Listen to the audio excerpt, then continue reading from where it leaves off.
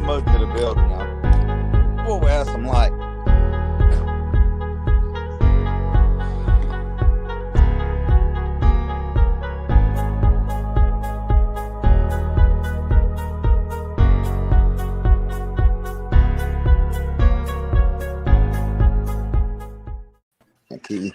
Welcome to the show, guys. We're going to be talking about planer boards and fishing rods tonight. What kind of planer boards do you like, Wes? Well, I like the ones I made, but Homeboy boards. I like. I really was a big Castaway fan. I pulled them boards for years, and of course, Jim Farmer stopped making them, and I tried to make some on my own. But like Hovis said, there's no money in planer boards. I mean, if you want to do it for like a side hobby or something, you can make a little bit, but you damn sure ain't gonna make enough money to pay no major bills making planer boards. What's the dimensions on those homeboy boards? I know that the flotation is a pool noodle, which in my opinion pulls out better than any other planer board. Honestly, it's the same dimension, whatever it is on the Castaway. I just took a Castaway board, got the same measurements off of them, the same plate length, same noodle length. It's just a Castaway board with an aluminum plate instead of stainless, a little bit lighter. Other than that, it's the same thing. Okay. Hey, Hovis, before we get into the show, I got word on the street is at your doors in Greenwood, South Carolina. What's up with that? That's what I heard too. Damn. There's no blue tart. I've been wanting to try those clear boards out. They come in 3 different sizes. I'm going to get the largest size, and I'm going to see how it does. Because I'm a cat fisherman, so when I pull boards, sometimes I like to pull drifting sticks, like a 1.75 ounce drifting sticks with cut bait, and on a Santee rig. And I want to see if the 10.5 inch clear board can handle that with a big bait. So if it can't, then I'll just use it for striper fishing. So me and Justin Edwards and Trevor Murphy were at Santee about 9 years ago. January, flat. It was flat, and wasn't nobody really catching no fish. We was fishing straight out the back. I told Justin, I said, "Let's try it. Let's throw them out there." Drifting rig, took them to the board, spread them out. Picture caught over 70 fish that day. The talk next morning up there at the restaurant was them boys pulling them corks behind the boat. I mean, that's when James on hills. However long ago that. Yeah, your audio sucks, Chris, but we're gonna roll with it. How about now? That's better. Yeah. Okay. I just had to get close. Okay. I don't know. I think it's still gonna cut out probably, but it does sound better. So I know that Scott Perry is one of the most comprehensive fishermen that I know. If you want to know anything about stratification, why bait fish are where they are in the water column, whether they're high, they're low, when they move down, why they move down, time of day bites. Like there's nothing, there's not a question that's too difficult for Scott. If he doesn't know the answer, then he'll elaborate on something that's close to the answer. Yeah. But he likes the clear boards, so trusting Scott. I guess Scott is kind of like my Chuck Manny, like Chuck Manny is to Wes Rose. That's Scott Perry to JR. I think my biggest thing about clear boards is everybody else hates them. I think that's what it is too. But you know what? I went to when I went to Tennessee with Hovis in September, with Hovis and Reel and Skipper. I was there to make a video, so I did help, but didn't help as much as a mate should help. Well, who was it? JR, was it you? Skipper was manning the boards, and I can tell you right now, manning boards in the fall in Tennessee is a job. Just to keep the leaves off of them and bring them in, bring them back out when you're coming up on rocks that are sticking out in your way or trees or whatever. So it's a job, and I can imagine the clear boards, if they're capable of pulling a big bait, it would be a lot easier to pull a clear board in and out than it would any other board. Maybe. Hovis's boards pull in and out pretty easy too. The pulling the board in and out dodging limbs, leaves, trees, what have you. That ain't got nothing to do with the board. It's all about that clip. Because if That's the that water clip displacement. and you pull it, It's gonna trip. it don't matter if it's Well, plastic, and aluminum. I've noticed the Scotty clips hold pretty doggone good, better than I ever thought they would. See, I've never owned any Scotty clips. I bought some boards with some Scotty clips years ago, and I took them off immediately, and I put those red clips that have the stud in them that prevents the line from tripping. Because I don't want because I used to gas troll Alabama rigs on Lake Norman, and it would aggravate the piss out of me because they would trip all the time. So I wanted a clip that would not trip. So I didn't even bother with the Scotties. But what I didn't realize is how tough and how hard. When I went fishing with Jeff Peel in Chesapeake Bay with a Hellcat is a much softer rod action than a stealth rod. And he could not trip the Scotty with the Hellcat because it was too limber of a rod. That was one of the cons of It's that all rod. about the pop. Yeah. So they hold pretty good as far as like. I got two questions talking about the Scotty clips. And Chris, maybe you can inform me on this because I'm not really sure. The ones that you sent me the link to last year from Bass Pro. Yep. Can't you adjust the tension on them? And I don't remember if pulling it out makes it tighter or push. Oh, go ahead. 1 second. Yeah. I have heard of being able to adjust the tension on the clips, but I've never messed with it. I think maybe there's like a little screw on there that you can tighten or loosen. Yeah, there they are. Now, Chris, All is pulling it out makes it tighter, or pushing it in makes it tighter, or which one? How's the adjustment work on it? I've never adjusted one. On this clip here, this little Scotty clip, it is a 1182 Scotty. You got this little black piece right here. Goes in and out, and it'll come off too, just like I just did right there. In and out. I can't keep up with the camera. And I really can't tell you, but I think in is the toughest of holding that, of that thing. In is the toughest. And those clips right there, for the most part, that's about as good as you get. I kind of like the offshore clips better, but they're way more expensive. But those right there, that's what Dad puts on it. If you order a set of boards from Dad, striper boards, you're going to come with that clip right there.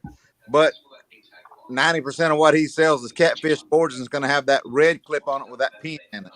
And that's just what they don't. That's what I've used, and I'm going to actually go back to the Scotties. I'm going to, because that's what Jeff uses. Scott likes them. Wes likes them. So I'm gonna try. I'm gonna give him another chance. Okay, I guess the Go ahead, Wes. Scott, I remember, Walker was doing it when we were fishing the tournament, and I've seen people do it, but I've never done it. What's the pro of twisting the line and then putting it in the clip? Does that make it pop loose easier? Or is that supposed to help it bite more because it's got double the line under it? It makes a thicker diameter on braid. Braid seems to hold a little better because you got it's a thicker line you're holding. There's no way I would twist braid like you do with the, how you twist it and put it in the downrigger clip. I would not do that with braid for nothing. Wow. You're asking for trouble. Well, braid is so easy to knock. Never had a problem with it. Yeah, I don't think had a problem with it. Maybe with 65-pound braid and higher, maybe. As you're doubling it up. Mm-hmm. Doubling the line up versus twisting it, because that is, any of these clips, braid don't, once you get below that 50-pound, 60-pound range, it don't hold the greatest. Right. You can put mono in there and drag that board all over the place. And especially 30. A lot of the catfish guys have went from 20 to 30 just for that. Yeah. They got plunger clips. Have you seen them? I have. I think that's what. And I got some, but the bad thing about them is there's a little plastic piece that holds the plunger on. So when it pops loose, that little plastic piece will break like after 10 uses. So I had some. I can't remember who sells them. Maybe Offshore, Yellowbird, one of them sells them. And I think they're hard to get right now, just like everything else. Those plunger clips. But I was going to try some, but Benji, I have a set of planter boards made out of a stop sign. We we're struggling to fish once a year. So Is the stop sign, Re- Chris? Is that about the same diameter as the metal or the aluminum or whatever it is your dad uses?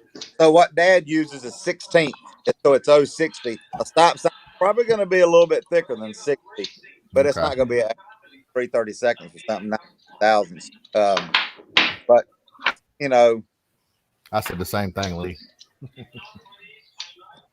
So the reason I started using the clear boards and the water bugs is a lot of our creeks will have no weight buoys, channel markers, docks, and I mean sometimes you're putting bait out or doing something, and even with two guys, you'll run into a mess before you know it. And with both of them boards, I can grab the rod and crank it as hard as I can, and it'll lay over and come right to the boat. It won't pop. yeah. Now To pop a clear board, I reel it tight and then Jerk it. what's that? Then you jerk it when you get the slack out of it. Just jerk it. Yeah, reel it tight and then Yeah. pop it, and it'll come loose. But if you just reel it, it'll come right to the boat. So Yeah. it's good for way back in the creeks where you're only running a couple boards. Yeah. And I'm too poor to buy a bunch of them. Well, y'all, Clint Lassard said originally you twisted the line numerous times and then put it back in the clip. And that was used offshore to allow the bait to drop back after the initial hit. No. I know the downrigger guys do it all the time. If you ever fish with downrigger guys, they twist it. Yeah, I do Clip that. Well, you have to with a downrigger because you got to have the loop to fasten in the downrigger clip. Well, a lot of the downrigger guys are using like Scotty releases too. Oh, really? Okay. Yeah, I got the old traditional, the little metal bar that pops in. Mm-hmm. Yeah, they're kind of hard to trip. I don't like them. I might have to go to a Scotty clip with the leader on it. Yeah, Scotty makes another. That's 1182. That's a little clip. Dad ordered something wrong one time. I mean, he's got some clips. They must be 4 long. They're huge. Huge. I think the clear boards are about the cheapest ones out there. Probably are. Yeah, they're about $50, you know. Yep. Well, they got cheaper material. You know, I started out with the yellowbirds, and then I went to the water bugs, and from my experience, nothing is going to pull a little 4 to 6 inch blueback herring like a daggum water bugs. And then these here are new. I think that Mike Smedley actually invented these. I'm not sure. They're just a bobber. They're called planer bobbers. I got some of them. The metal fell off. Yeah, Ready Rig makes them too. They're called directional floats. Mm-hmm. I think that I think Mike Smedley, I think he is Ready Rig. I'm not sure, but they fill that little gap between your corner board and your free line out the back. That little area in the corner off your transom there, it kind of fills that little gap right there. Which I thought was pretty interesting. You rarely pull boards where everything is in a straight line like it's supposed to be. I mean, if you're in the wind or current, I mean, I don't really see a use for them. I'd rather have 2 balloons out there. Yeah, So, I agree. Hey, one of y'all 3 explain to me something about the theory. Somebody turn their volume down. Who? Me? I got some echo. Can you hear me now? Oh, I can hear you fine, but I can hear an echo. Hang on, I'll adjust your volume. Okay. So is it me? What's the mindset on people wanting to use a small board for a small bait? Because a big board will pull it too. I think that it comes down to, I've heard someone say, now I don't know this. I'll answer it. That the bait can swim more freely. It can pull the board where it wants. No. I think when you're pulling that little water bug with that small bait, I mean, you're targeting smaller fish, and kind of like the same deal with the limber rod. You got less. I mean, there's no, I mean, they can grab that little board and be gone with it. Where if you got them on a castaway, they're going to trip it. But I mean, it takes a good bit to trip it. I mean, it just seems like you hook up better on that little bitty board. Yeah. There's a guy in the club named Horace Owens. He used to make them about that big, little yellow ones. He'd wear them out on herring. When we first started messing with boards years ago, back in the 90s, we literally made boards out of pieces of wood. They're about a 1/2 inch thick and about 3 inches long. Just cut a little wedge on it with your chop saw. Some of them we put car weights on the bottom to stand them up better. A little bit of foam. We did a lot of R&D playing with boards. It's funny because a friend of mine, John Ryan, he still got them, and he sent me a few pictures a couple hours ago, and I was like, wait. Well, you guys were pulling boards when hardly nobody was doing it back then. There wasn't no well, they had yellow birds probably, maybe church boards. Yeah, because we went through we bought we tried the water bugs, and and then we made some. Then we tried yellow birds, the big offshore. We bought. You remember the big plastic offshore board? It was about 10 with the flag on it. Yeah. And they weighed 6 pounds a piece. Oh yeah, we went through all those, and then started fiddling with the aluminum because I made the aluminums just a square piece of aluminum, diagonal on both ends, radius on both ends. In Dad's shop, there's a wall full of R&D boards that we've tried. The radius. What was your problem with the radius with the water bug? And the water bugs small. Well, to me, they didn't pull out. They would, when you was pulling instead of a board here and here, they'd kind of get all lined up. It really didn't seem to. The farther out you let it still didn't pull out no better. Yeah. That's the reason. It didn't have as much. Yeah.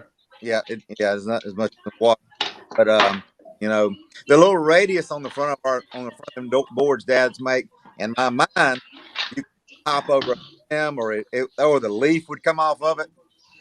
Nah, you get in the vicinity of a pine needle, she stuck to it. I'll tell you one thing about a board too, and I didn't really notice it or pay a whole lot of attention, of course, to this year on the bay. And Chris, up there, and like there again, I'm gonna mention that timing. He says it's just like anything else. You want to pull with the current, and if at all possible, if the wind will let you, you want to pull with the current. So here's what my thinking was. I'm one of the few people up there, probably maybe 1 or 2 other boats was using trolling motors. Everybody else is using a big motor, so I can control my speed. And when I'm pulling, and say that current is 3.5, 4 miles an hour, or say it's 2 miles an hour. Let's say the current's running about 2 miles an hour. What I liked about my boards or the foam boards is I don't have to pull 4 or 5 miles an hour to get them boards to plane out and stay out where I want them. I can just go just a speed or two, a couple of notches above what the current's running, so I'm not having to go fast, but my boards are staying out. You understand what I'm trying to say? It's not yeah. At Santee Cooper, once you get your drift going, you can start letting boards out. You don't use no trolling motor. You can just literally go with the wind, and it'll pull them out. Yeah. You don't have to have a trolling motor to pull them out. And that current at the Chesapeake, if you get turned going with the current, you don't need a trolling motor. They'll pull out eventually. It might take 3 or 4 or 5 minutes to get them out, but they'll pull out by themselves. Yeah. How about any of them? There's the old goldies. Yeah, you said those are you just bought some pine some pine from Lowe's to make those Hovis? That's a fact. Go to Lowe's, bought some pine, stuck it up on the chuck. You see all the different angles? Now, what kind of weight are you using to counterbalance the boards there? That's just the old car weight that you stuck. You peel and stick. That's what I thought that was. Yeah. You can use them when you're putting a door jamb in if you need to wedge it in. Have you still got them, Chris? Oh yeah, John Ryan still got. John Ryan that looked like that was days before the internet. Yeah. Oh yeah. But no, that was. I tell you, when I first started striper fishing, the number one guy who hooked us up all the time was Carl Honeycutt. He sold bait, Honey's herring, Clark's Hill. He hooked us up on planer boards. You couldn't beat Carl Honeycutt, and that's really how we got started messing with Carl. Hey, Chris, his son's still selling bait down there, ain't he? Kyle Teague is that's Yeah. his grandson. Yep. Let me tell you what happened to me down there about 5 years ago. Scott Morgan took me down there. And, you know, we caught it maybe 6 years ago. We caught a bunch of fish, and I went back down there the following weekend. Well, Kyle came out there and dipped my bait for me. And it was dark. It was like 20 after 5. I called him and told him I'd be there a little bit early. And anyway, listen, when I was pulling out of there, my trailer run over his cat. You remember that, baby? And you know, and he called me and he said, Wes, he said, I just called you to let you know. I said, Bud, I'm gonna be honest with you. I thought I heard something bump when I was pulling out, but I didn't hear nothing or think nothing about it. He seen it on camera. But listen, not saying it to be a good guy or bad guy, but I seen him $200 toward his vet bill. And the cat lived, it was okay, but that's good. Only Wes Hey. over the bait man's cat. Hey, Chris Childs went down there to the bait man at Murray. I can't think of his name. Kevin. Kevin. And you know, Chris Childs, the one that him and Jim won that last tournament. He jumped out, and when he jumped out, the bait man's dog bit him on the leg. He called me up. He said, "You coming down here? Watch that damn dog." Wow. You know, Honeycutt's been down there for what, 40 plus years, Chris? Carl Honeycutt Yeah. left. Carl Honeycutt drove for Carolina Freight, if y'all remember that. Yeah. And when he retired from Carolina Freight, he moved to Clarks Hill and got him a house and set him up a bait. And that was in the late 80s. He started that. Long time. And you better know where the shop is, because there ain't no signs. You just got to drive through a neighborhood. That's a fact. Neighborhood and circle around behind his house. Yep. Oh, Carl. Mm-hmm. Carl let me. He moved his old Model T out to a storage place and rented me half of his shed. That's where I had my Glassmaster for years. We didn't have to tote it up down the road. We'd just go to Carl's, hook it up, get some bait, and go. So is Kyle still? I got his number in my phone. I hadn't talked to him in years. Is he still selling bait? Well, yeah, he posted on Facebook earlier today. He got a load of bait. Yep. I think Jimmy Did you ever go to selling bait? Did you ever go to Murray, Chris? Oh yeah. You remember George? Oh, George in the green building. Just pull up beside the building, get you some bait, and on to the lake you go. You get 5 dozen, he'd give you 10. I've got bait from him before. Fact. That's Hey, a I fact. was going down to Bobby Brown State Park one morning, and not Chris, but you go on past Chris's, and I think it's called Modoc Bait Shop. I can't remember. It was an old kind of raggedy building with a couple of Look like Freddy Krueger. Yeah. Well, so I got Self-serve. Yeah, and there was one little 20-watt light bulb.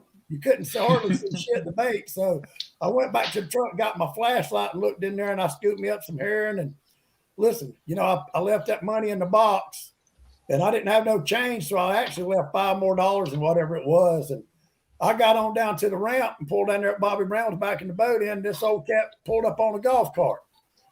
And he said, "Did you just leave my bait shop?" I said, "Well, I don't know if it's yours or not. I just left the bait shop up here with a light barely dim, and it was that yours?" And he said, "Yeah, that's mine." He said, "Did you pay?" I said, "Yes, sir, I paid." And actually, I paid $5 more because I didn't have no change. He said, "Okay, I was just checking. Don't catch them all," and pulled off. Oh. Hey, I'm gonna go dig something out. We're gonna talk about. I don't know Okay. why it won't tell, but we're gonna talk about something. Okay. He seen you on camera, Wes, and he knew you were a criminal. He seen you on American Most Wanted. No, them days are over. I'm just messing. That's why I try not to get mad no more. That's right. You got to set boundaries for yourself. So you say a Hellcat is more limber than a striper stealth? Well, you know, the heaviest striper stealth they make, I think it's an extra heavy. I don't know what. I didn't even look at what action or power the Hellcats that Jeff Peel had, but they were definitely more limber than the stealths that he had. Damn. So what? You know, everybody's boards. About everybody that makes a board 4 by 10. everybody. So everybody was asking for a big board. So Dad made some boards that are 5 by 12. Are those the bushwhacker boards? Is that what size those were? No, Bushwhacker's got the 4 by 10. Okay. Like everybody Okay. got. But Dad made this right here, and we tried up in the river last year before last, and they pull good, but nobody wants to buy that big board right there. Let me ask you this: are they more expensive? Well, if they're not more, that was going to be my guess, is that they're more expensive, but I don't know why if they're not more expensive. Bottom dwellers have some. He got David got 20 sets or something like that, and I don't know that he sold any because he ain't real. But I just people wanted a big board, and Dad made some, and you can't hardly give them. You can't give them away. It's crazy.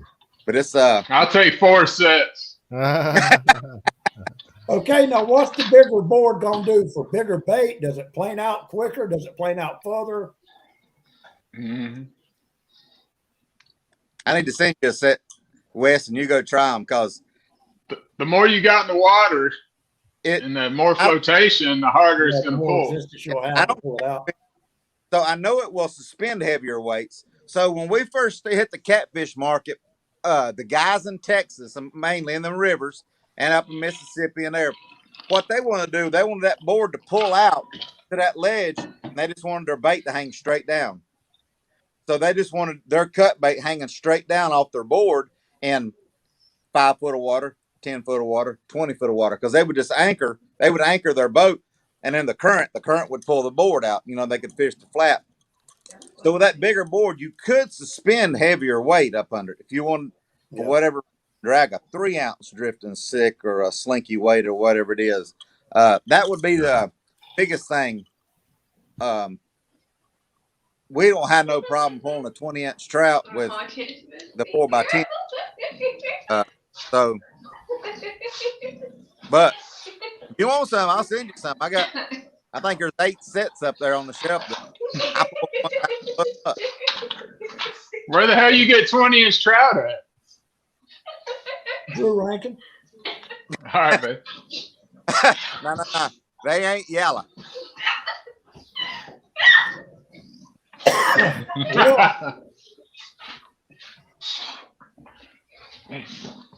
Hey Chris, now how you gonna get? Is James gonna bring your door to you? Do I now? Is James gonna bring your door to you since it wound up in Greenwood? No, he's gonna send it back up there. I'll go pick it up in Greensboro sometime this week, whenever it gets back up there, Thursday or Friday. Yeah. Hey, if you know where that son of a bitch is, I'll bring it up. You don't like my tarp? Oh yeah. Yeah. I'm sure you'd a lot rather have a roll-up door. Yeah, you think? All right. Well, listen. I guess you ought to get a bunch of beads to hang. I guess y'all know me and James Long fishing to go to Tennessee for 4 days, so I need some pins. Anybody? Y'all got any heat issues or anything you need some help with? Wes. Jeff Peel sent you the whole lake. Yeah, I can. Can you hear me, Wes? Is Verizon shut down?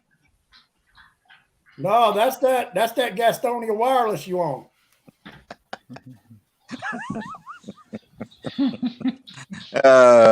You want some pins?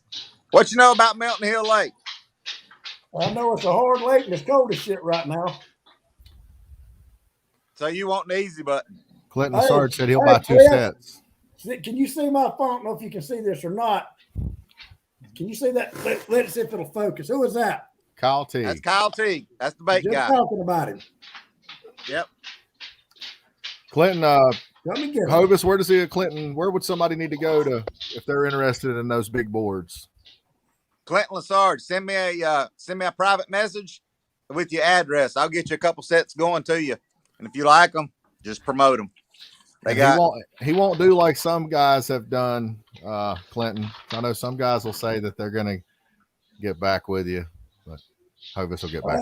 No, the good thing, the great thing about the planer boards, is it's not me.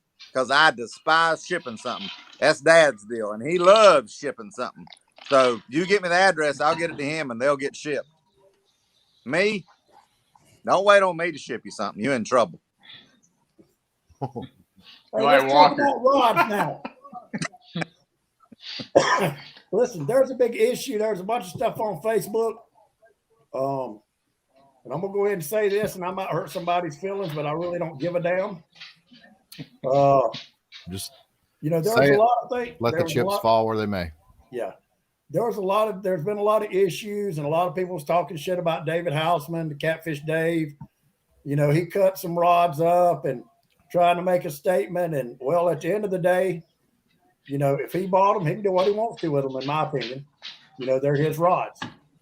But I think the point he was trying to make was, and here again, I'm not going to say no names on here because I don't want nobody sending me no desist and a cease or whatever the hell that is they try to sue you with. But, there's a specific rod manufacturer out there. Last year, I gave him 2 people that I think a lot of. I gave them their phone number. They wanted to try some rods out. And from my understanding, they wasn't asking for nothing free. They were just wanted to try them out because there's no dealerships up there. They can't buy them up there in Chesapeake Bay. One of these guys is from New York. One of them lives in Virginia.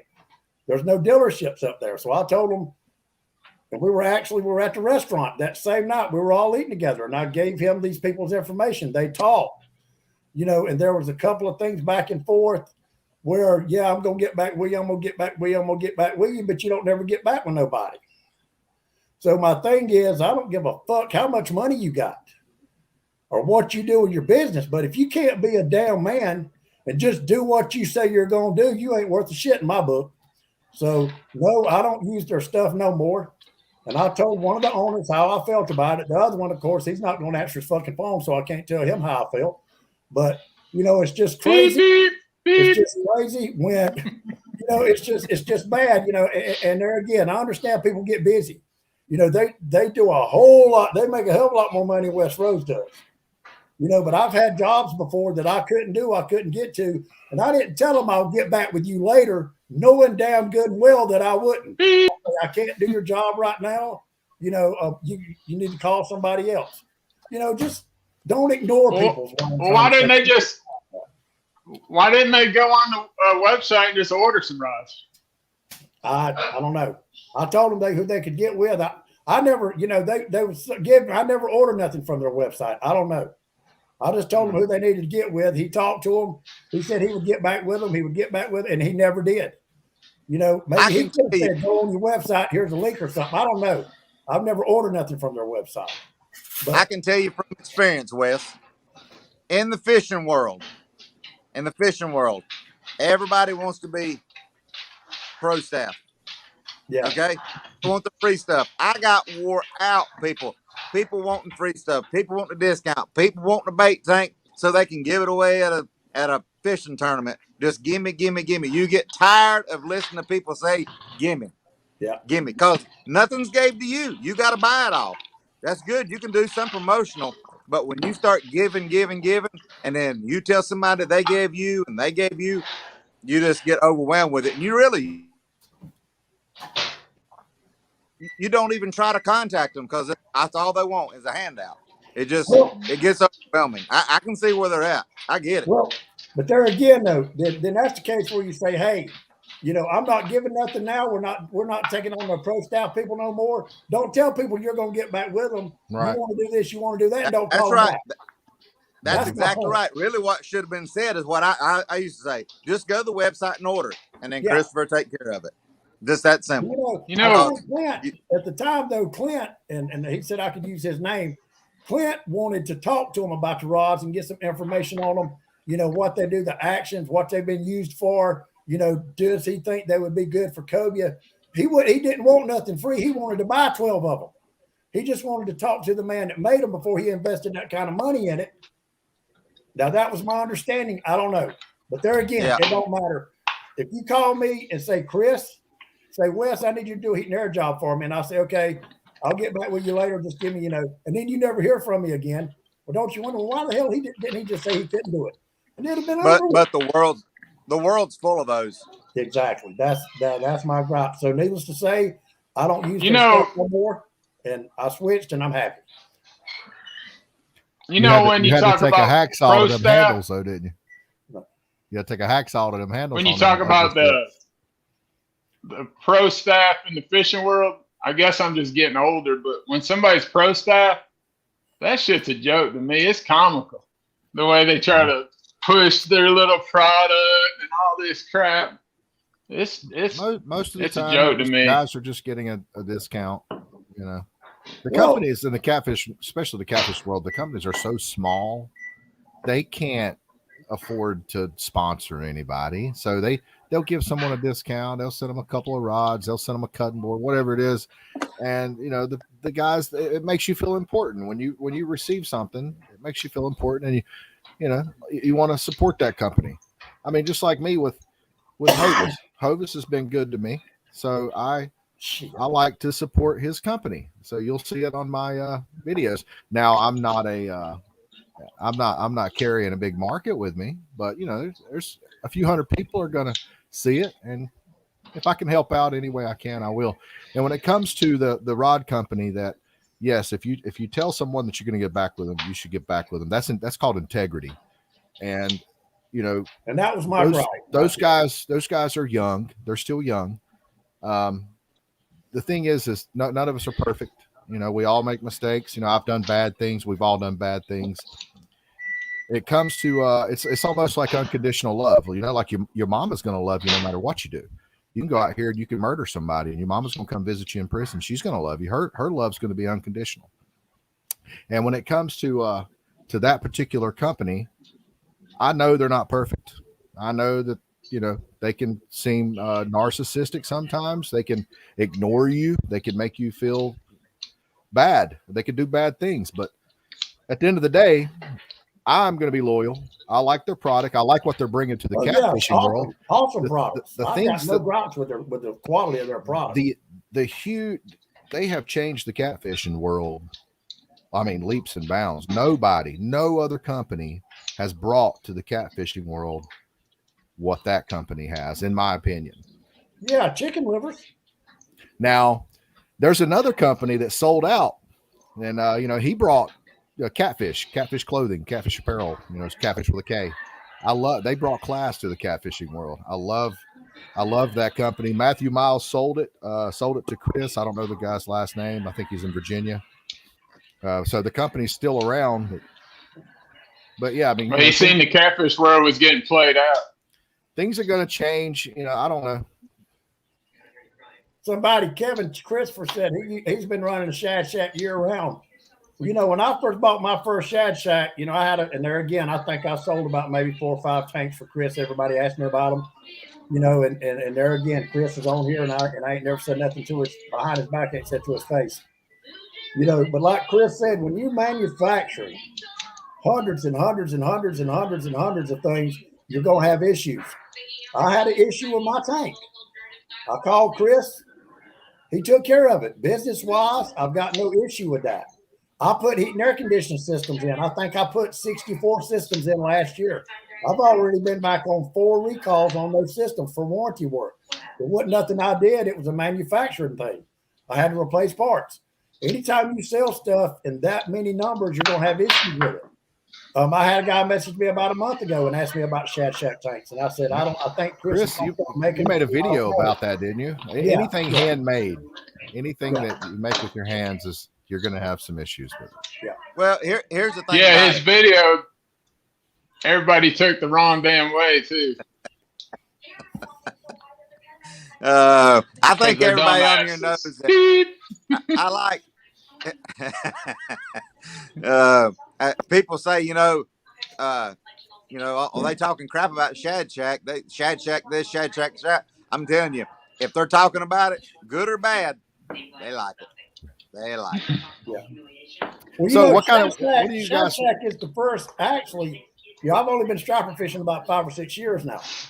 But Shad Shack was the first bait tank that I ever seen that actually had custom work done to it. You know, as far as like you could have anything you wanted engraved in the, in the lids. Actually, the one I think Lights has been in them for years, but a Shad Shack's the first one I ever seen. I think Perry's got his. Hell, he can light his bait up at night. He's got, the cover. One and only.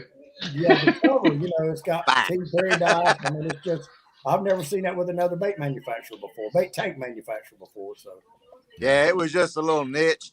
Christopher learned the route. He learned the programming part really quick.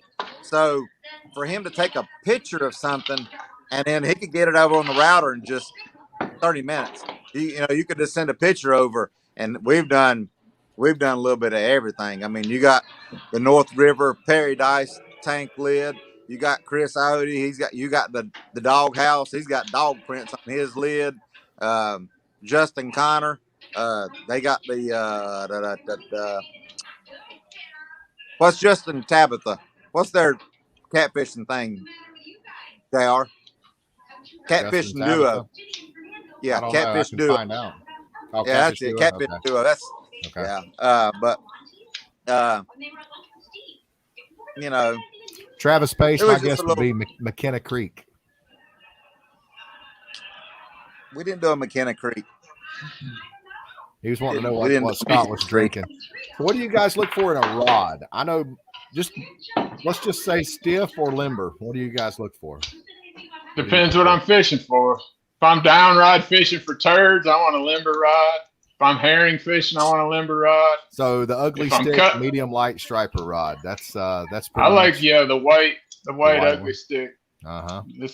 Now I think they changed them. I like the old ones better than the new They did ones. change. I like some of the new characteristics, like the gimbal, the rubber gimbal butt on the butt. I like that, and I like the guides. Action's different. They don't have inserts now, but as far as the color, the paint scheme, and the wrapping, I don't like it as good as I do the old ones. I feel the action's different on the new ones too. Is it? I haven't really noticed. I feel the old one's got a real light tip and a heavy backbone. I like. Can you even read that? Can you read that? No. That's a vol. I know what it is though. Yeah. Volatile. That's Abu Garcia. These rods right here, I don't think they make them no more, but I wish we had more of them. This is an 8-foot rod, and it is, let me see if I can read it. It's a fast, medium, heavy. We like it for pulling board. It pulls, for us, we like a stiffer rod pulling board. A lot of people like a light rod. I think most people like a stiffer rod pulling board. Yeah, pulling board, sometimes I don't like that rod that loads up. Like if you pull a board with a down rod, a noodle rod, I mean, it'll be loaded up right out. Loaded up, and you speed up, you slow down, the rod can come unloaded and then reloaded, and you'll end up tripping it. And yeah. But those that right there, for us, you can't beat them. I've talked to Michael Ward a couple times about making a rod similar to that, but that rod that particular rod is a split grip rod, and split grip rods are made for casting artificials, because you're working. That's what the split grip is for. Is when you're working an artificial, the blank and the handle right there is up against your side, so you work an artificial better than it being a full handle. So you're basically rod holder good. Yeah. Hey, did y'all see the comment? Corey Ramsey just commented. He said they have stopped making all the white stropper rods now. They're gone. Oh wow, that's a heartbreak. Price just went up. That's a heartbreak. How many you need? I got a closet full. Oh wow. If guys, if a rod manufacturer, all the Big Cat Fever, Monster Rods, Mudcats, all these rod guys, if they would come out with a copycat, basically the rods that they're making now, like the Striper Stealth, the Mad Cats, Rock Stick, those type rods, if they would make one with the same color scheme as the Ugly Stick Striper, the same threading, the wrapping, make it look like a Ugly Stick Striper on steroids, and that thing would sell like hotcakes, man. And my thing with you say what rods you like. Like if you're pulling the Chesapeake Bay, you could pull a Striper Stealth, and fight a fish for an hour and 20 minutes if you want to. Well, the extra heavy, but like I caught a 49-pound fish on a Striper Stealth on Wes Rose's boat before he. You're not gonna. Before he sold. You're not gonna put You're not going to put a herring on a heavy action rod. No. You're not gonna carry a noodle stick to the cartridge. I mean, well, the thing is though, is if you could find a rod manufacturer, and I think the Hellcat might be about the closest thing to it. If you could find a rod with a very moderate, slow action, you know, a rod that bends. Here, let me pull up a picture to show you what I'm talking about. I know you know what I'm talking about, but so the listeners will know. Here we go. Okay, see the moderate there, how it's been in 30%, and then the slow action's been in 50%. So if you could get a rod that would bend, a moderate action rod that would bend 30%, but when it hit that backbone, it was a backbone to be reckoned with, then that's what I would want. I mean, not for pulling boards, no, I would want a stiffer rod, but for pretty much everything else, I'm a circle hook guy. I like that. I like that limber. I like leaving the rod in the rod holder, letting the fish hit, and letting the rod load up before I even touch it. China might not offer that rod. Yeah. Well, Chris, I know that you've probably heard of them. Wonder rods. Remember the Wonder rods? Oh yeah. Everybody loved the Wonder rods. I got some, but I can't get none down. But yeah, Wonder rods. We had Wonder rods. That's a 70s and 80s. Back in the day, that was the rod that you got that 30+% bend, but still had that back. You could catch a 90-pound catfish on a Wonder rod. It would bend all the way to the handle, but you never felt like you weren't in control of that fish. Our biggest striper in Clarks Hill, John caught. I don't know, early 2000s, late 90s, something like that. 36 pounds on a Wonder rod. On a Wonder rod. Hey, Chuck. I tell you. Hey, Chuck, I thought I seen you on here. Did you make it back to Hilton Head okay and get your boat in the water? I was going to call you today, but I didn't have time. I was busy all day. But go ahead. My thing about the limber rods, you can get a fish to the boat, but like when you're tournament fishing and you got a fish 10 foot off the boat and that thing dives under the motor, dives under the boat. You don't have any control of the fish. Yes, you do. At the boat at all. No, you do not. That's the thing about a You get a black ugly stick, he will put you any. Well, we're not talking about turds. We're talking about 20-pound fish. They're going to go wherever they want. You put a broom handle on it, and you would drag his head wherever he needs to go to get to that net. The thing is, when you're fighting a fish, if the rod's loaded up, like the slow action right there, if it's got enough backbone and the rod is loaded up like this, you have more room for error. If that fish turns and runs toward the boat, guess what? That rod is going to unload, but it's not going to unload all the way. If you got a fast action rod, there ain't no error when you're at the boat. No, I'm talking if you're fighting the fish and the fish turns and runs toward the boat. No, disagree. When he's within unloaded. No, not when he's within 8 yards of the boat and you can't get him in the net. No. And he's going under the motor and under the back of the boat. No. Yeah, a big fish, a 15 or 20-pound fish on a Wonder rod, when you get him close to the boat and you're trying, unless you wore him slap out, he's a little green, you ain't going to control him to get him to the net. When you're pulling on him, he's just going to pull that rod. The thing is, guys, and you know as well as I do, why don't they make bait tanks out of fiberglass, Hovis? Because they're too expensive. That's right. That's because they're too expensive. You know what fiberglass is? Fiberglass is glass. It's no different than a beer bottle, a Coke bottle. It's the exact same thing. It's just glass. It's just tiny fibers of glass. That's all fiberglass is. It's expensive. And it would weigh 200 pounds. It's a very in-depth manufacturing process to get the limestone, to get the sand, to get everything that you need to make glass. It has to be liquid. So it's expensive is my point. Look at boats. Look at, you don't hear anything about most of these boat manufacturers because there's not much glass in them. They're predominantly plastic. Okay.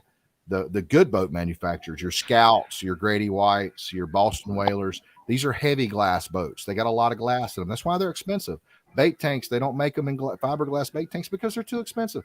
Fishing rods are the same exact way. You remember back in the day, they used to be the offshore rods were 100% glass. They were fiberglass rods. There was no composite rods. It was you either got a glass rod or a graphite rod. There was no composite.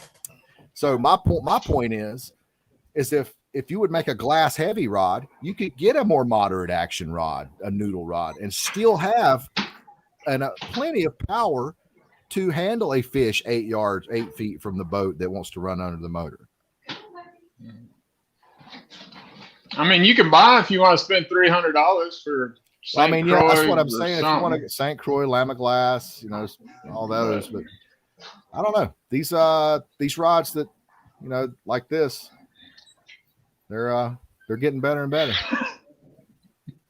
I want the picture right after that. When he told me like David, like Catfish Dave. I got a question for y'all, and I see this long. What about you're wanting the rest of the video that Powell made? Yeah. Pulling that Tahoe, yeah. Hey, I got a question for y'all, and I've seen this a lot in offshore fishing. Okay, a lot of these people catching wahoo and these bigger fish, you got a rod in the rod holder, fish hits and it takes off, and a lot of people, especially women, I've noticed, they'll leave the rod in the holder and they're just reeling it. So when you're doing that, are you fighting the fish with the rod or the reel? Rod? Well, you're still trying to fight it with the rod, because if you'll notice, anytime somebody does that, it's a bent butt rod. Anytime you're using a bent butt rod, you're not really using a bent butt for wahoo. You're using a bent butt for tuna. No, I'm just using that for an example. What I'm saying is, if you leave any rod in the holder, it just depends. If you leave a bent butt in the rod, you're catching an 800-pound tuna. Then yes, your reel and your rod's doing the work. But if you'll notice, those guys are actually taking the line and pulling it with the reel. So so it's not just the reel. Well, you're actually like, when I'm fighting fish, I don't really pump fish in anyway. I see you guys like pumping and pumping and you don't pump. I'm a pumper. You don't pump? I don't pump. No. Really? That's just a chance of you losing that damn fish. Is all that is. Well, how do you do it? Wearing a hole in his mouth, giving him slack. No, show us how you do it steady. You got to keep it steady. So you just whine? I crank his ass. Steady. You just crank him in. I mean, I might give him like a foot or two, reel down a foot or two. But you guys are reeling down to the gun. The only way it's pulling up to the tower, reeling down to the gun. That's fine. If you're like a bunch of damn clowns out there. If you're physically able to keep the rod loaded up on the reel down, it's a lot of drama. No, it's just leave the clicker on it. You'll get all the drama you want. It's efficient. If you're pumping, you're letting the rod do the work, and you're pumping. Then you're not. Well, you're pumping, but you're not going to wear a hole in the fish's mouth unless you don't know what you're doing. You got, look. You keep the rod loaded up as you're reeling down. The rod's still loaded up as it's reeling down. It's keeping the same amount of load on it. It's same amount of load, up and down, same amount of load. Pumps your earbud right on out. Hey, I'm guilty of that. Wind down, pull up. Wind down, pull up. That's why you catch a fish. Everybody knows that. No, it kills me when somebody's on the boat doing that. Cork or foam? What do you like? Who gives a shit? No, don't matter. Yeah, it don't matter. I don't really like cork, because cork and a Driftmaster or whatever rod holder you use, it'll wear and start breaking down more than foam. But I usually put that heat shrink over my cork handles. Yeah, a little bit of moisture on a 3-degree morning and some cork. I mean, cork feels good, but I'm a foam guy, especially the X-Wrap. Yeah, no, I had a couple cork handle rods, and after about 5 years of using them, they were pretty trashy. Blood, herring, scales. Oh, ugly stick. Hey, Travis Pace, you don't worry about how many cigarettes I smoke. Do you guys know what kind of rod that is right there? Old Tiger. Yeah, I think that the Tiger is probably, if you had to pick a department store rod, the Tiger is going to be about the best rod that money can buy that is sub $100. There's so many Tigers, though. I bought the Tiger Lights. I don't like the big ones with the handles that are about this thick. Yeah, I don't like those either. And it's about that long. Yeah, the Tiger Lights are pretty awesome. Tiger Lights are nice. if you could get a Tiger Light with some like hooded stainless guides like that come on the a lot of these new catfish rods, that would be the ticket. That's the biggest thing I don't like about these rods right here is that insert. Yeah. That's an ugly stick. All their inserts would pop out. So Wes went he went all ugly stick Tigers. And Wes, tell them how you what you did with the handle. You customized your handles to make them so they wouldn't take up room on your deck. You pro staff Shakespeare now? Hell yeah. Hey, they call people back. You know, the butt on those ugly sticks was about 5 inches, 6 inches longer than what, you know, say like the catch the fever rods was. So I took 6 inches off the butts and bought some aftermarket butt handles, you know, just made it shorter. So like when you're holding the rod, caps, the reel, let's see if I can stand up. But anyway, so the reel, when you're reeling, is right here instead of it being way up here. Mm-hmm. So I just kind of shorted the butt on them, but you know, like I said, for the action on that particular get more leverage pumping, eh? Yeah. The first 4 eyes on the light rods that I've got, the first 4 eyes are, you know, it's got some play in it. But when you get down to that 5th eye, it just literally goes. See, that's what's awesome. That's what I like, Wes. I like something that's got a soft action, but when it loads up to its backbone, you better look out. What is that, a medium tip? It's medium. Yeah, medium power. How long are those rods? Scott? Huh? What is that? Is that my baby out here in the background? Oh yeah. It's probably a moderate to moderate fast action is what I would guess. How long are they? 7'6"? No, 7 foot. 7 foot. I like 8.5 foot rods. My cut bait rods are 8.5 foot rods. I like long rods. It just seems like I can control a fish better with a longer rod. Really? Well, I mean, you know, it does give you more leverage. All men want a longer rod.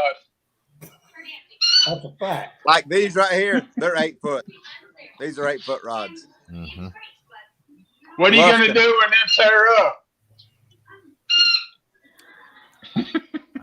Or what if you drop them in the lake or something? Hey, Chris, since you and JR is on the same, since we're all together, hey, there's 2 of them in the canning fort.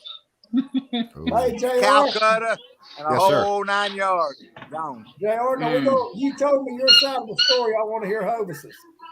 Chris, tell me what happened on the big reel thing up there at your shop where they hooked the Calcutta up to a whatever it was JR had. And they said there was a malfunction or something. Tell me that. JR told me his side. I want to hear yours. Well, we had on one end, we had J.R. Cochran. And on the other end, we had Shane Reel. And they're kind of close to the same size, except Shane's a little bigger. And so Shane's a little bigger. He put all of his force into that itty bitty shaft right there. It just got a little over anxious, and it just snapped like a twig. He said, "Catastrophic failure." Like Shane Reel grabbing. It would be like Shane Reel grabbing you at your wrist and going, "Quick!" Just broke it, just that quick. Sheared. So to be fair, JR brought a heavyweight to a middleweight fight. He knows it. He brought a big old offshore reel. They called it out. You should have brought a 60. You should have brought. Why didn't you bring a 7,000? That would have been close. I did. It wasn't my idea. They called me. They called out the Daiwa Saltist level wine.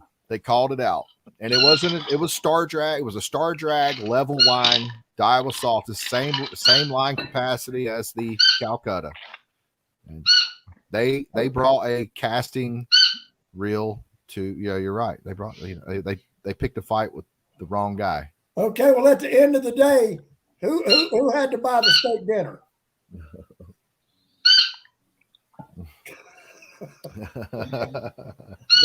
Man, it was good too. Appreciate that. I bet it was long. It works. I mean, people, it's just hard for me to give $200 for an Abu when for $200, $230, I can get a Calcutta with way, way, way smoother drag. Way smoother drag. So, you know, and we've what got, are you I can't tell comparing you it how many- to? Man, Abu's been around so long. Most of you guys that are comparing reels to ambassadors, you're comparing them to 30-year-old, 40-year-old ambassadors. Have you bought any new But JR, ambassadors that have the, JR. But why would, carbon why drag? would I JR. buy a $200 Abu when I can buy a $200? How smooth of a drag do you want? It's got carbon Smooth. drag. It's pretty smooth. I mean, JR. it casts. You'd rather have something that casts farther or something with slightly smoother drag. Smooth. The only thing that would I'm not. Go ahead. Go ahead, the Scott. only thing that compared to a Calcutta is a 7,000. One of the worst casting Abu Garcia's ever Oh, made. you're full of shit. Depends on what 7,000 you're talking about. Are you talking about A regular JR, C3. Are you A talking about C3. a C3 7,000 cast lights out? I don't know what you're talking about. Hey, all the blue, Garbage. the only thing a damn Blue Yonder is a damn It ain't nothing but a C3. Blue Yonder cast. It is a super tuned Scott- ambassador. It's all it is. Ceramic bearing. It needs Let me to be ask you something, super tuned. JR. Huh? JR always likes to bring up this casting thing. All four of us That's my fishing a number boat. one thing. Why are we trying to cast out there 200 feet? Because We're I in a want to boat. fish. I fish structure. I'm an anchor. Most of the time, I I mean, fish structure too. I'm going to have to make a And I video ain't on this good to make about you guys understand. You guys don't understand. Listen, let me, okay, I'm going to give you one little tiny scenario. Okay. Now, most guys, they don't think I fish because I make videos with you guys. I go fishing at least twice a week, every week. I don't film myself going fishing. Let me give you an example. Okay. When I go flathead fishing, okay, this is one scenario. This is one scenario of many scenarios where an ambassador comes in handy for me. Okay, let's say it's July. Okay, it's July. I'm going out. It's on a weeknight. I get out to the lake about 10 o'clock. I shoot up to my bait spot. I throw my 8-foot ahi 3/8 inch net. I catch some damn gizzard shad and I catch some white perch and some dock lights. I shoot down to a point. All right. I'm fishing a point. I want to fish right up on the bank. I'm fishing for flatheads. Okay. I don't even use a flashlight. I use, well, it's a flashlight, but it has some serious throw on it, but it's red. It's not white. Why don't I use white? Because I'm flathead fishing. Flathead are up on the banks feeding on brim. You ever shine a light on the water? Go up to a dock light that's got circling shad. Shine your flashlight on the water. See what those shad do. They scatter. Get to your point, JR. I You're am telling my getting wife to it. telling a I am story. getting Why are to you it. wanting to cast longer? I'm using the red light, okay? So I can see the distance between. If I'm on a new moon, you can't see nothing. You can't see your hand in front of your face. I'm not fishing 3 foot of water with my cab lit up like a Christmas tree like you guys do. I am in the dark. I got a red light. Fish can't see red light. I'm throwing my red light I got my flashlight with some serious throw on it. I'm hitting the bank, so I know exactly where to cast. I take my Ambassador 6500. Guess what? I'm lobbing that bad boy, and I am precision casting because that Ambassador is the only reel that can do that. I'm putting that thing right on the bank. I'm putting it exactly where I want it. If I look at my graph and I know that the channel ledge on my left side of my boat is exactly 65 feet away, guess what? Guess where my bait's going? My bait's going 65 fucking feet. That's why I use Ambassador. So you're telling Damn. me J.R. Cochran just told me that if you want to throw a bait 50 feet away, you're going to throw it 50 feet, not 51 and not 49. Amen. That's what you just exactly said. right. Precision. What? Listen to me. I can prove Get it. the I can fuck prove it. outta I can here. prove it. I can prove it. Go to any of your local carp lakes. We live in the Southeast. There's carp lakes everywhere. Okay, we got Midway. We'll and make a Midway video. 2. We got wards. We got a million carp lakes around here. What are those guys using predominantly at carp lakes? They're using 6500s. Why? Because those guys Cheapest ass damn thing they could find. no, they're not. Those things are like they're $150. They're $150. They used to be They 60. They have no choice but to precision cast. They can't cast 2 feet this way. They can't cast 2 feet over this way. They can't cast 2 feet this way because they'll be over the line in the center of the carp pond. They'll be in this guy's territory if they cast to the right, this guy's territory if they cast to the left. That's why they use Ambassadors, because they can precision cast. But all right, time out. So you say 6500 can cast further than anything. Not only can it cast further, but it's more accurate and you can precision cast with it better than any other reel on the market. I'm not saying it's the best reel. I'm not saying it's the toughest. So if you cast out, there's CNC machine, there's lever drag reels. There is some sexy, awesome, well worth the money. Avid is well worth the money. Calcutta, well worth the money. Those all the Daiwa, Saltiga, well worth the money. All these reels, there's reels that are better, but better is damn, Chris, how do you get them? Scissor lift? Hey, look, right here. Where am I at?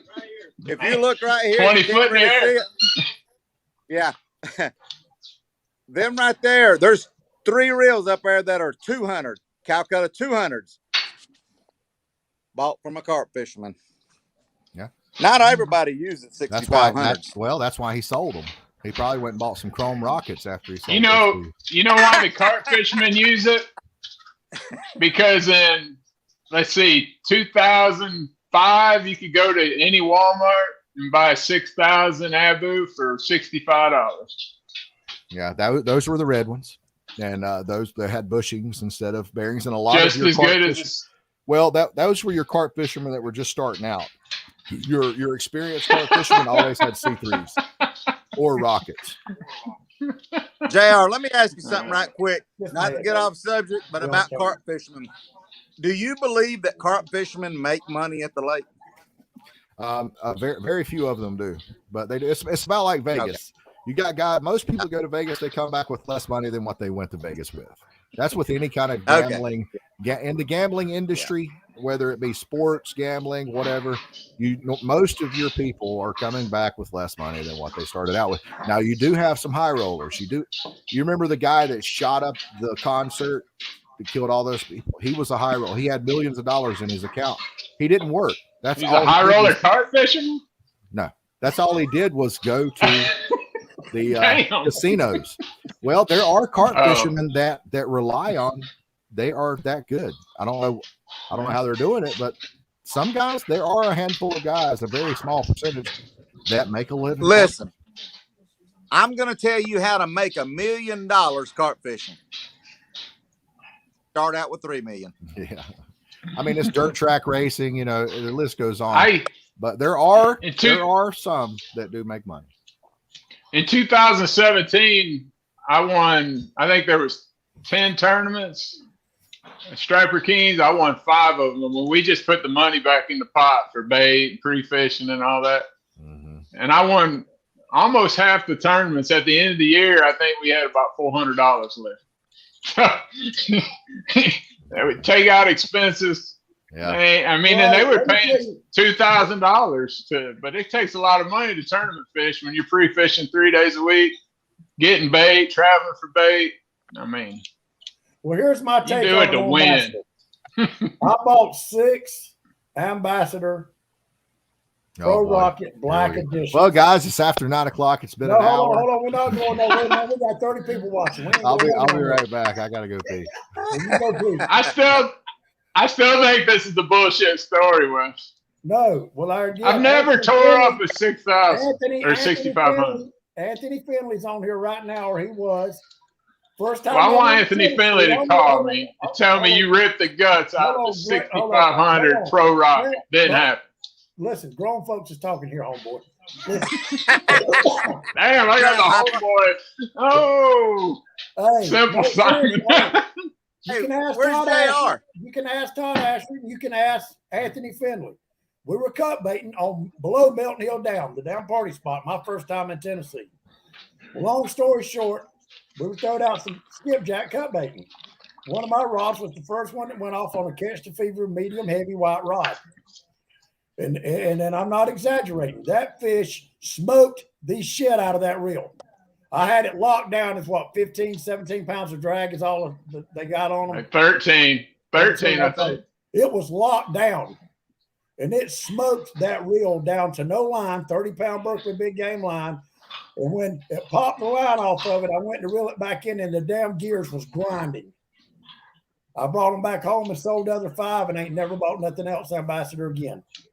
And that's a true story. Patrick said he bought that reel off you. There wasn't nothing with it. No, Patrick's too busy buying reels from that mild retardation complex, Brown Bear. What happened to JR? He gone? No, he's coming back. I think he went and used the bathroom. his belly was hurting or something. No, Patrick Miller. So, Wes, let me explain to me something. You're a pretty good fisherman. You catch a bunch of big fish. Tell me something. Why do you lock the drag down? I don't. I did on that fish. Did you just said you did? I did on that fish because he was fooling me. What do I have to lose? When you're running out of line, and that fish ain't even starting to try to stop or turn around, what do? Start playing it like a banjo and hope you can irritate his mouth and he'll come back to the boat? Interesting story. I just want to know how you caught a big fish below the concrete dam at Milton Hill. Biggest one I ever seen, 25 pounds. We didn't catch it. We never seen the fish. What was the? Was that the story of the guts getting ripped out of the ambassadors? Hey, look here. You tail hooked the sturgeon. And Anthony Finley's hollering, thumb him. I said, Okay. hey, you put your thumb Well, over here. tell me this, Wes. Tell me this, Wes. What tore up in the reel? I don't know. It just sounded grinding. When you turn it, you could just hear the gears grinding in it.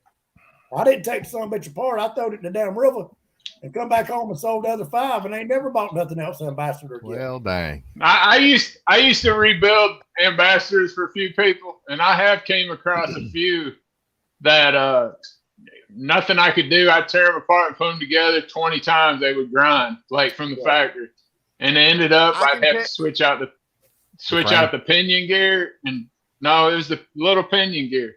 I switched the pinion gear out. So I think you do get some that are just bad from the start. Now, I did have an ambassador tear up. I did have a 20-pound striper rip the guts out of an ambassador, but it was a BCX. It was the Chinese ambassador. Damn, you bought a BCX. I can show you plenty of pictures from the Glass Master way back in the day of fish we caught in the Canyon Fork, fish we caught up in Tennessee, 30-plus pounders. We caught a bunch of them on 6,500 because that's what we started with too. But what we didn't like was that. Well, you probably had felt drag. Okay, you needed to convert it to carbon drag. It's really easy to do, and to get some cow. I got a video on. Get some cow drag grease. Don't just junk them and talk shit about them and go buy another set of reels and say that you're a Calcutta guy because of the drag on the ambassadors when you were using felt drag ambassadors and you never took the wherewithal to replace them with carbon fiber and put some cow drag. Why would I want to spend $200 on a reel and then work on it? Because of what it is. Well, but because of what it is. I used to say ambassador was the best reel for the money, like for starting out and everything, but the price of them have gone up. I mean, how much is a C3 6500? Like $130? I think so. I think they are. They used to be like $79. Well, are they still made it? Can you still buy them made in Sweden and assembled in China? No. They're made at 100% in Sweden. If you get a C3, no matter where they're made, trust me, you tear them apart, they're identical. Now, if you get a BCX, they're a piece of shit. Well, yeah, they quit making them. They actually changed the name of it. Actually, it's called the SX now. They're garbage. They are. Richard Skirk said pin squalls are best bang for the buck. I disagree. A pin squall is nothing but a TLD wannabe, and you can't put any flex on the frame. If you put any, now they're good for catfish and stuff like that, but that's not what these reels weren't made for catfish. These reels was made for offshore fishing, tuna. I used to troll umbrella rigs in Oregon Inlet with these reels. That's why I bought these reels. And you put lower end fins are garbage. You high speed troll with these reels for wahoo or something, which I tried. Trolling 14 miles an hour with a marauder, and a wahoo hits this thing. Guess what's going to happen? It's a graphite reel. That frame's going to flex. When that frame flexes, the anti-reverse dog in there, junk. It's just like them. What were them 6500s that they wannabes that came out? I got a bunch knockoffs. I bought 6 of these damn things. Anybody want to buy them? Sell them cheap. Richard Hey, JR, what were them knockoff 7000 6500s? Ming Yangs. Yeah, I tore one of them apart. They're good reels. I thought No, they got. They're Cast Kings are. Ancient Mariners are Ming Yangs. Yeah, they're garbage. I tore one apart. It's got cast gears in it. It They're does garbage. have cast gears, yeah. They're trash. But I mean, hey, you're not going to break a cast gear. yeah, they're garbage though. They They are got not. little ears. They got a little play on, they're between the rough. frame and the spool, and if you use anything like smaller than 30-pound mono, it could get caught in there. And they're not as tight. They're basically like a Chevrolet compared to a Honda. I don't care what The Dieter says. Ambassador's a They're Honda, garbage. and a Ming Yang is a Chevrolet. Paradise. That's pro staff. Wait, Yeah. across the You board, talk up what to give to you. I think when it comes to fishing, and I know they do make some kind of lower end stuff, but across the board, bang for buck, expensive fishing equipment, I would say Shimano right now is in the top of the game in the fishing. Yeah, once you go Shimano, you don't go back. Shimano is the Shimano's always been top of the chain. Yeah. I mean, look at the spinning reel. Yeah, right. The Mhm. Calcutta. I mean, it's a beautiful reel. It's a casting reel. Cast great. It's going to last. a Tight long gears, Yeah. smooth. It's made better than an Ambassador, but you know what Ambassador has on casting reels, like other casting round reels, like the Calcutta, is that it's got the floating spool. You know, they don't. You got a fixed spool on that reel. Now, am I mistaken? Well, let me tell you this: Yeah, Ambassador maybe has they got a patent on their. It's just like Harley Davidson has a patent on that single pin crank. You remember when Honda came out? I think it was a Honda Shadow or something, Yeah. and they used a single pin crank, and it sounded like it. Remember they got sued by Harley. Yep, I remember Well, that. Ambassador's the same way. Ambassador's the Harley Davidson of reels. Everybody wants to be like them. Everybody, Ming Yang, They all leak oil. they They all all, run with the And shit. you got to work on them. but they cast. They will cast. They sound better than good. anything. Now, what? If I'm not mistaken, some of the reels that Prairie's got, those Blue Yonders, that's the only ones I've ever actually seen. Didn't a Blue Yonder win the casting, the longest casting in the world? It's got the Cast was made with a Blue Yonder. Is that Yeah. correct? You know what? You know how much I paid for both them Blue Yonders? Nothing. You won them off Shad Shack, off the Blueberry. 40. I paid $40 for them. Them What? Blueberry. Hey, them are Blueberry Blue Yonders. How did you For get, two. How did you get those for $40? He's a lucky You man. should have been around a couple years ago, JR. How did that happen?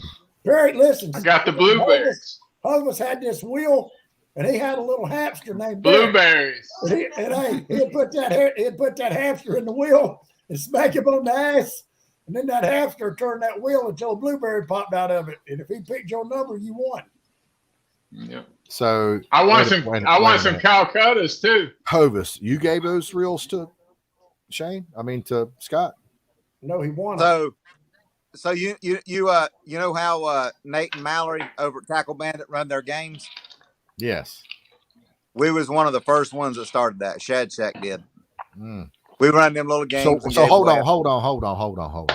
Y'all bought some friggin' Blue Yonders to give away as a prize? Well, We the gave funny away thing was But Yon- the Blue funny thing Yonders, was Jesus. rain suits. I mean, we didn't. You know how that works, right, JR? Mm-mm. Raffle. Okay, this is how it works. I'm gonna explain to you how it works. I buy a fishing reel for $100. Uh-huh. I'm gonna sell You didn't buy those for 20 $100. spots. I'm just making it up. Okay, Right, can we make right, something up? Uh-huh. Okay, so I'm gonna sell 20 spots. I'm gonna sell 20 spots, and you have a chance to win for $10. Okay. Well, I mean, that's awesome that y'all put up that initial money to get those reels, because those are what was awesome. funny about that is I found them reels online and sent them to Hovis, and I said, these are badass. You need to put these up. So he bought 2 of them. He put them up, and then I won them. I see. Hey, Okay. guys, listen. It wasn't rigged. No, it wasn't rigged. Y'all, I lost a lot. hey, y'all have upset Richard. I probably Squall. broke even. I upset him because he's a pin squall guy, and I've had pin squalls tore up terrible on me before, and I'm not Y'all see crazy what about Richard them. put up? Yeah. My Brian Lord. Scott's saying 14 pin squalls he bought 9 years ago or so. Richard Skirp or David Farley? That's when I bought mine about 9 years ago. I bought mine. David Farley. Man, that's a paragraph there. Yeah. I mean, yeah, they're great for stripers. Just don't go gas trolling, heavy lures with them in the ocean. But JR, your show is not about saltwater fishing. It's about No, catfishing and striper. it's not, but I've had them fell on. Yeah. Chris. I've had them fell on. And don't talk about Richard. He's my boy. He gave us the damn Very skipjack nice. spot in Tennessee. Uh, I love you, Richard. exactly. Thomas J. Exactly. Walker keeps on trashing ambassadors. This is like the third post he's made trashing ambassadors. Oh, Thomas Walker hates him. Come on, guy. Blue Yonder has a cheap ass handle that falls That's what apart. that's what I'm going to put on them whisker seekers that you gave me. Ambassadors, baby. He gave me Thomas. I got some big fish on some Blue Yonders. It's all about how you treat them. I tell you what, I've got planer boards. Let me show y'all something right quick before I go in. This right here, this is now a 1/4 inch rod, 1/4 inch. When we start selling these things to cat fishermen, they snap these. This rod was 3/16. I hope y'all know the difference between 3/16 and a 1/4. Very little. When we started selling these cat fishermen, they snapped it like it was a toothpick, and I'm like, excuse my French, what the hell are you doing? How are you breaking this rod? over and over.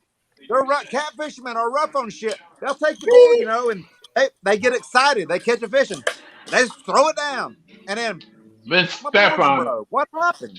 I mean, cat fishermen are rough on shit. So they want to bitch about something that breaks. And I mean, that reel right there is 20 years old. Got the same handle on it. I mean, I know one of them that don't have the same handle on it. 40-pound blue. Dude, what? I got a question. I said, I know one of them that ain't got the same handle on it. Nah, it ain't got a handle at all on it no more. I have to know this, and I noticed this the other day when I was at my local tackle shop. Mad Cats had started doing it. What is the deal with when you buy a catfish rod now? They're like 26 different colors. You got them anywhere from fruity pebbles to cocoa pebbles to hot pink to yellow to green to blue to fluorescent yellow to orange. Wes, I seen some of your rods that you had. You ain't never seen easy there, homeboy. You had some pink purple. You ain't never seen me with no pink purple rod. These guys fish at night with black lights. That's the whole big deal with the high vis line. You throw a black light on it, you can see them. It's all about the bastard thing. Everybody wants to be snazzy and cool and show off and have cool colors. To catch a slimy ass catfish? Oh gosh, catfish are so sexy. They're so big and strong. They're faster than a striper. They eat striper.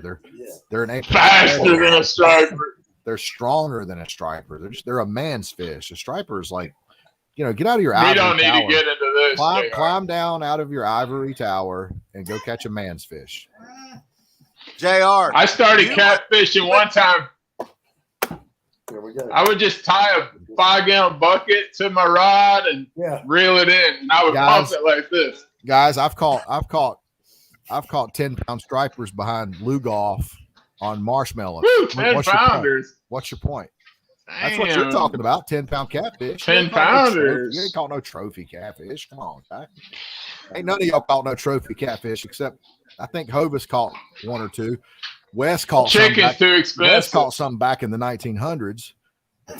The pictures are so dang old. They're like Polaroids. I got some Santee pictures there.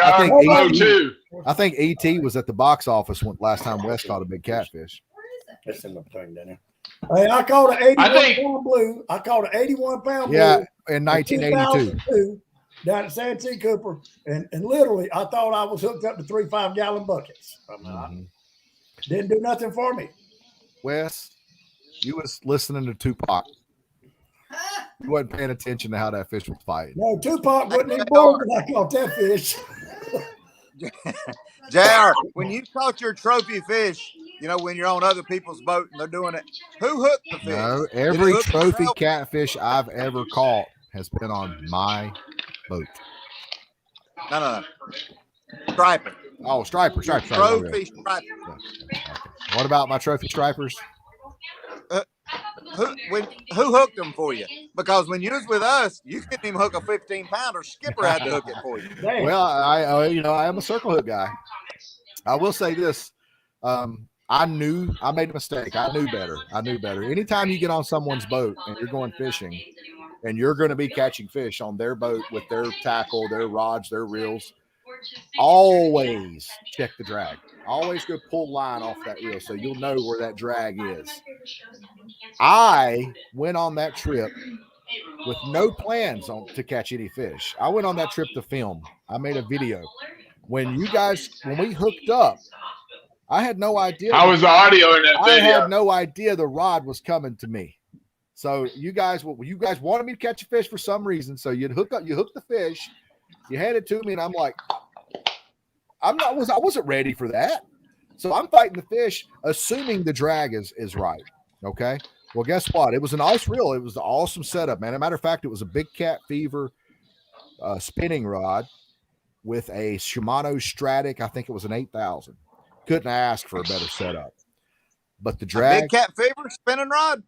It was a Big Cat Fever spinning rod. Yes. Skipper must have brought it. No, I'm talking about the fish. No, the first one was a spinning rod. I'm talking about the fish. Chain reel has the volatile spinning rods. Well, this one was a 8,000 Stratic on a Big Cat Fever spinning rod. I don't know. I'll have to go back and watch the video. It could have been a volatile. But he did have one. So anyways, everything was perfect. Couldn't ask. As a matter of fact, that's my favorite spinning reel is a Stratic. My favorite spinning reel is a Stratic FJ, and I think that was an FJ. I mean, I was in heaven, but I didn't check the freaking drag on it. Okay? The drag was too loose, and I told Shane, I said, listen, I want to tighten this drag up. He's like, no, don't tighten the drag. The drag's where it needs to be. Well, the fish got off. Long story short, fish got off. Well, that was striper fishing, JR. You'll have that. You know, when you hook a catfish and you just drag it to the boat upside down in the belly, you don't lose many. Trophy striper fishing, you'll lose 50% of your fish. I can't wait to take you catfish, real catfish. You ain't never been real catfishing, Scott. I'm gonna take you real catfishing. I'm gonna put you on. You're gonna have to give me some gloves. I'm gonna put you on a 50 plus. Hey, 50 plus blue. All fish are slimy. A healthy 30-pound striper will pull a 40-pound catfish backwards and drown his slimy. No, ask Drew Rankin. Drew Rankin always talk crap about catfish. Guess what happened? I took Drew Rankin fishing. I threw a live perch, threw it out there on a 6-foot sand flat. That dang rod come tight. It loaded up. It almost went 2 guys deep in the water. He barely got it out of the rod. He barely got it out of the rod holder. He's fighting that fish. And what does he say? He's like, oh my God, this feels like a striper. That's because you were in current. And no, I wasn't. I was on Lake Wiley. And we get it to the boat, and it's like a 15-pound flathead. And he said it fought like a trophy trophy striper. Why don't you just go to them ponds? They put big old fish in them ponds. I wouldn't even get a boat. Oh my God. Here we go. We went catfishing one night and happened to run into JR, and he jumped on the boat with us. I put him on the best fish of their life, Scott. And I'm telling you what, I thought he was gonna blow a load. We caught a 40-pound blue, and I'm telling you what, he was.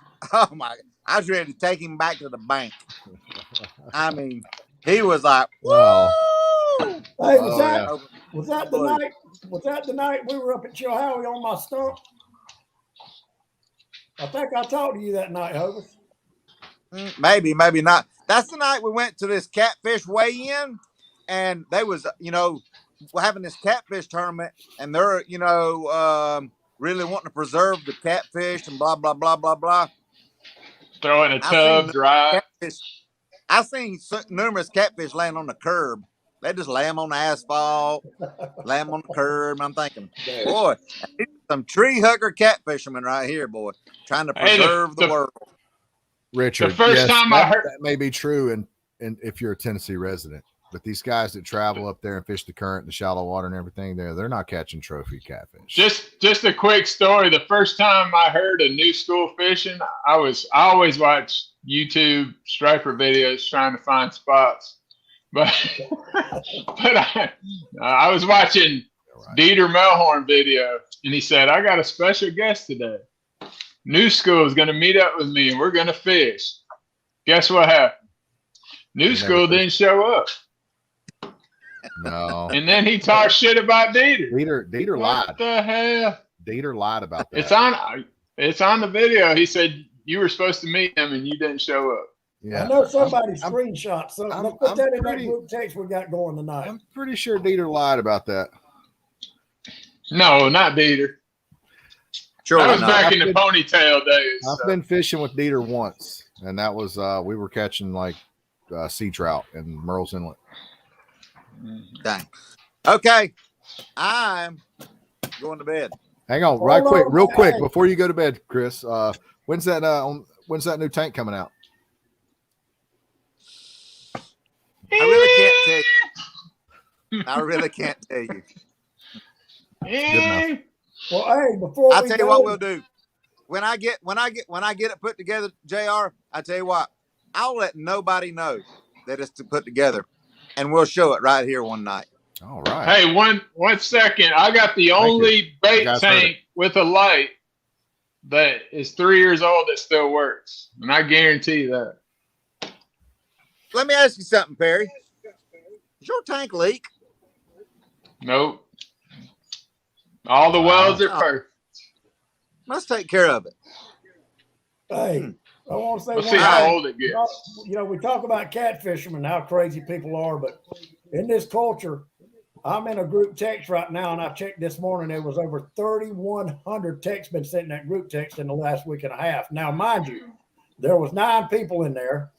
One of them suffers from a mild form of retardation. So we don't even, I don't even know why he's on there because nobody likes him. But anyway, when you think about it, how many guys, in any fishing culture will stay in a group text for 3 weeks and over 3,000 texts, and we ain't talking about nothing, and we ain't accomplished a damn thing. Hey, You know what? I'm going to. Look at Chris. Oh, here we go. You know what we need? We need this thing. It's called a JOB. And you wouldn't have all them texts. That's right. Hey, I'm going to Tennessee in a couple of weeks if the weather's all right with Heather. We're staying at this cabin called Paradise. Nice. Close. Berry dice? Berry. I like the dice, but the bear. Good night, guys. Hey, thanks for coming on, Bye. Chris. We'll see y'all. See you guys. Good night. Good Bye-bye. show. See ya. Bye. Bye.